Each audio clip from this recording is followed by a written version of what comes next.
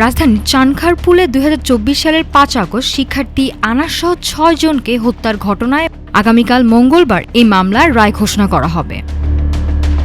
Tribunal ১-এর chairman বিচারপতি মোহাম্মদ গোলাম মর্তুজা মজুমদারের নেতৃত্বাধীন ৩ সদস্যের আন্তর্জাতিক অপরাধ ট্রাইব্যুনালের বিচারিক প্যানেলে এ রায় দেবেন। অন্য ২ সদস্য হলেন বিচারপতি মোহাম্মদ শফিউল আলম মাহমুদ এবং অবসরপ্রাপ্ত জেলা ও দায়রা জজ মোহাম্মদ মহতিউল হক এনাম চৌধুরী। প্রসিকিউটর গাজী এম.এইচ. তামিম জানিয়েছেন, রায় সরাসরি সম্প্রচারিত হবে বাংলাদেশ টেলিভিশনে। প্রসিকিউটর বলেন, এটি মানবতাবিরোধী অপরাধের মামলায় রায়, তাই সবার জন্য নজর রাখার মতো বিষয়।